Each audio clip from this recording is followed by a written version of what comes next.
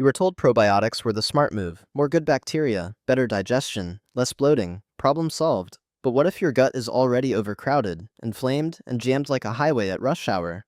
Then tossing in more bacteria can feel less like help, and more like pouring cars into a traffic pileup. If you care about your health, stay with me, because what I'm about to show you could explain why your bloating keeps coming back, why your stomach still feels heavy, and why one common kitchen spice may work better for some people than another trendy probiotic bottle. And before we go further, here's the twist nobody expects. This is not really about good bacteria versus bad bacteria. It's about where they're hiding. It's about the shield protecting them. I call it the slime shield. That's the simple name. Scientists call it a biofilm. Think of it like this.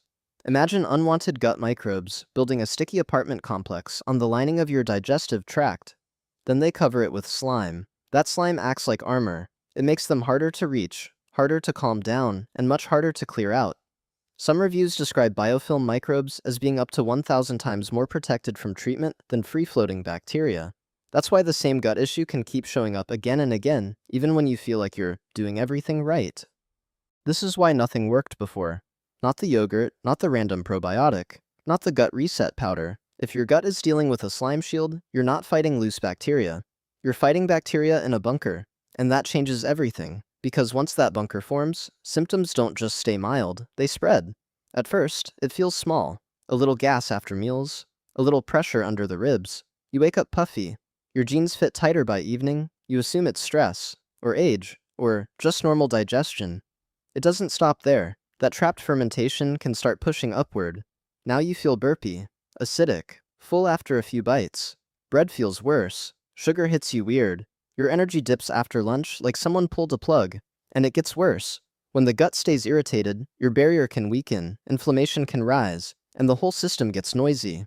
You may notice cravings, skin flare-ups, brain fog, constipation one day, urgency the next. The gut stops feeling predictable. It feels haunted. Here's the scary part. Many people double down at exactly the wrong moment. They take more probiotics. Not because probiotics are always bad, they're not. Some strains help some conditions. But probiotics are strain-specific, not magic, and their effects do not apply equally across all products or all people. NIH sources stress that different probiotic strains can act very differently, and side effects can include gas and other GI symptoms in some users. Most people get this wrong. They think probiotics are like water. If a little helps, more must help more, but the gut doesn't work that way. In people with certain gut issues, adding more live bacteria can mean more fermentation, more pressure, and more confusion. Reviews on Probiotic Safety Note reported GI side effects such as abdominal cramping, nausea, soft stools, flatulence, and taste disturbance. So what do you do instead? You stop thinking only about adding bacteria. You start thinking about changing the terrain. This is where spices become interesting. Not because they are magic, not because they sterilize your gut, and definitely not because 1 teaspoon will fix years of damage overnight. But some spices contain compounds that can make life harder for unwanted microbes, weaken their defenses, calm inflammation, and support the gut lining at the same time. That combination matters, because a gut problem is rarely just about bacteria. It's also about inflammation, barrier damage, stagnation, and the slime shield. So in this video, I'm ranking the top 5 spices for people who feel like probiotics are making them worse, not better. We're going from least effective to most effective. And yes, I'm saving the most powerful one for last. Because number 1 doesn't just hit one pathway, it hits multiple. It goes after the membrane, the energy system, and the shield. That's why it stands above the rest. But don't skip ahead. If you use the wrong spice the wrong way, you can absolutely make yourself miserable. Let's start with number 5. Number 5 is turmeric. Turmeric is not the fastest hitter on this list. It's more like the cleanup crew. Its star compound, curcumin, seems to interact with the gut microbiome in 2 directions. It can help shape the microbiome, and the microbiome can transform it into active compounds. That's a big reason curcumin keeps showing up in gut research. But here's the problem. Curcumin has poor absorption and low bioavailability, which means turmeric is helpful, but usually not the most aggressive option if your main goal is knocking down microbial overactivity quickly. So why is it even on the list? Because when your gut is inflamed, angry, and reactive, going in with only a harsh antimicrobial approach can backfire. Turmeric brings balance. It's the spice you use when the fire is part of the problem. It helps make the environment less welcoming for chaos. But its limitation is obvious. It's not the strongest direct bad bacteria disruptor here. That's why I score turmeric a 5.8 out of 10. Useful, smart, but not the star. The best way to use it is simple. Half a teaspoon of turmeric powder in food, once or twice a day. If tolerated, combine it with a pinch of black pepper and a meal containing some fat. That helps absorption. Warning: if you have gallbladder issues, take blood thinners or get reflux from spices. Be careful. More is not better. Now number 4 gets more interesting.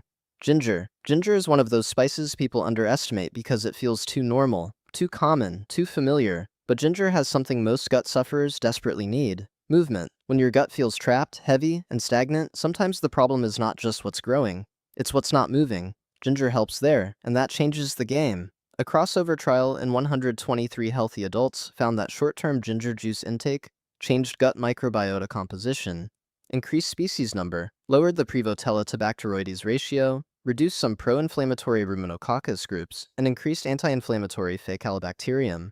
In plain English, ginger didn't just soothe the stomach, it changed the neighborhood. But here's the limitation: ginger is not a heavy microbial hammer. It's a flow improver, a pressure reliever, a traffic officer. That makes it powerful for bloating, nausea, and that awful sensation where food just sits there. It also makes ginger a great setup spice. It gets the gut ready for what comes next.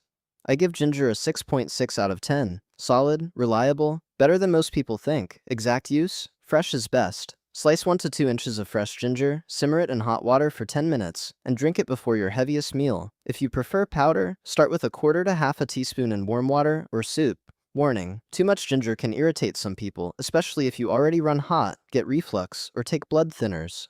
Now number 3 is where things change. Cinnamon, not the sugary fake cinnamon roll version. Real cinnamon, and preferably Ceylon, not cassia, if you're using it regularly. Why cinnamon? Because cinnamon does something that matters way more than people realize. It doesn't just go after microbes. It helps the barrier. That is huge. Because if the wall of the gut is weak, irritation keeps leaking through, the immune system stays activated, and every meal feels like an argument. In a study on cinnamaldehyde, the main active compound in cinnamon, researchers found stronger gut barrier markers, better mucin production, lower inflammatory signals, and major shifts in the microbiota. Tight junction markers like ZO1, Claudin-1, and occludin rose substantially, while inflammatory signals like TNF-alpha and IL-6 dropped. Even the microbial balance shifted in a healthier direction. That's a big deal, because if you're only trying to kill bad bacteria, you're missing half the picture. You also need to repair the fence. Cinnamon helps with that, but cinnamon still has a weakness. It's more supportive than dominant. It can tighten the gut wall, calm the inflammatory noise, and make the terrain less friendly to the wrong microbes. But it's still not number 1, not even close. I score cinnamon a 7.4 out of 10. Use it like this. Start with a quarter to half a teaspoon of Ceylon cinnamon in oatmeal, yogurt, or warm tea once a day. Warning: do not go wild with cassia cinnamon every day. It contains more coumarin, which can be hard on the liver in high amounts. And now you see the pattern. We started with calm, then movement, then barrier repair. But none of those are the true closer. None of those are the spice I'd put at the top if your gut feels like it's quietly working against you. Because the next 2 are different. They bring sharper tools. They hit the microbial side harder. And number 1, the spice people usually overlook, has a compound that can punch into microbial membranes, drain their energy, and even disrupt the shield that helps them hide. That's the one you came for. But first, you need number 2, because if you skip it, you'll miss why number 1 wins. Number 2 is clove. Clove is intense, not loud on social media, not trendy in wellness ads, but intense. If cinnamon is a security system, clove is a pressure washer. Its key compound is eugenol, and eugenol is not subtle. Research describes eugenol as antimicrobial against a wide range of bacteria, fungi, and even some parasites. It appears to damage microbial membranes, interfere with enzymes, and reduce inflammatory signals like IL-1 beta, IL-6, TNF-alpha, COX2, and NF-kappa B. That means clove doesn't just hit microbes. It also turns down the inflammatory echo they leave behind. That matters more than most people realize, because sometimes you don't feel bad only because of the microbes. You feel bad because of what those microbes trigger: the swelling, the irritation, the immune noise, the "why do I look 6 months pregnant after dinner" feeling. Clove can help on both fronts. But here's the problem: it's strong, very strong. That means clove is powerful, but it is not a casual all-day spice for everybody. Overdo it, and your gut may push back, especially if you're sensitive. I give clove an 8.2 out of 10. High score. Serious tool, but not the king. Exact use: 1 whole clove or a small pinch of ground clove steeped in hot water for 5 to 7 minutes. Drink it after a heavy meal, not on an empty stomach at first. If you're adding it to food, think tiny amounts. Warning: clove can interact with blood thinners and may irritate sensitive stomachs. If you're pregnant, have ulcers, or take medications, be careful and ask your clinician first. And now we get to number 1, the one I kept teasing, the one that hits the shield, the membrane, and the energy system: oregano. Yes, oregano, the same thing sitting ignored in the back of your spice cabinet. But here's why oregano dominates this list. Its star compounds, especially carvacrol and thymol, are brutal for the wrong microbes. Carvacrol is lipophilic, which means it can push into microbial membranes. Research describes it as altering membrane potential, interfering with ATP, causing leakage of cell contents, and disrupting biofilms, while also helping prevent new ones from forming. In other words, oregano doesn't just annoy bad bacteria. It can strip their armor, punch holes in their wall, and drain the battery that keeps them functioning. That is why oregano wins. Not because it's fashionable, because it attacks on multiple levels. And that multi-hit effect is exactly what you want when your gut problem feels sticky, trapped, and stubborn. Remember the slime shield? This is the first spice on the list that directly speaks that language. This is where things change. And while the strongest human evidence is often on herbal combinations rather than oregano. Alone, one SIBO study found herbal therapy produced a 46% negative follow-up breath test rate versus 34% with rifaximin, and more than half of rifaximin non-responders who took rescue herbals later tested negative.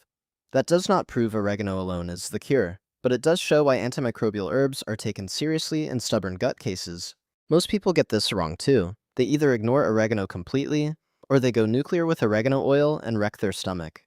Don't do that. If you're using oregano as a spice approach, start with the kitchen version first. The exact method is simple. Take 1 teaspoon of dried oregano leaves, crush it lightly, pour hot water over it, steep for 8 to 10 minutes. Drink 1 cup with or after lunch for 3 days. If you tolerate it well, go to 1 cup after lunch and 1 cup after dinner. Another easy method is using 1 teaspoon in cooked meals daily, especially with olive oil, soup, eggs, or roasted vegetables. If you want a stronger food-based version, combine dried oregano with a pinch of clove and Ceylon cinnamon in savory food once daily. That is the recipe. Simple, cheap, no hype. I score oregano a 9.3 out of 10, highest on the list, because it combines direct microbial pressure, membrane disruption, and biofilm interference better than the others. Now let's make this practical. What do you actually do starting tomorrow? Morning is about opening the system. Night is about calming it down. In the morning, start with ginger tea before or with breakfast if you tend to feel heavy, nauseous, or slow. If your gut is more inflamed than sluggish, use turmeric with breakfast instead. At lunch, bring in oregano. Not both cups immediately. Start with 1. You are testing response, not trying to win a war by Tuesday. At dinner, use cinnamon or clove depending on your pattern. If blood sugar swings, cravings, and irritation are big issues, choose cinnamon. If post-meal bloating and that fermented feeling hit hard, use a tiny amount of clove tea after the meal. Here's the timeline. By day 3, some people notice less pressure, less gas, and a flatter stomach by evening. By 1 week, bathroom patterns may feel more predictable, meals may sit better, and that heavy brick in the gut feeling may ease. By 30 days, if the approach fits your body, you may notice the real shift. Less fear around food, less noise after meals, less swelling, more trust in your gut again. Finally, but let me save you from the biggest mistakes. Mistake number 1 is doing too much too fast. You do not need every spice at full power on day 1. That is how you turn gut support into "why am I cramping at 2 a.m.?" Mistake number 2 is confusing stronger reaction with better result. If a spice makes you feel wrecked, that is not proof it's working. It may be proof you overdid it. Back off. Mistake number 3 is using probiotics blindly while ignoring your symptoms. If a probiotic makes you more bloated every single time, pay attention. That pattern matters. Remember, probiotic effects are strain-specific, not universal. Mistake number 4 is buying cheap cassia cinnamon and taking huge amounts daily. Don't. Use Ceylon if it's regular. Mistake number 5 is jumping straight to concentrated oils.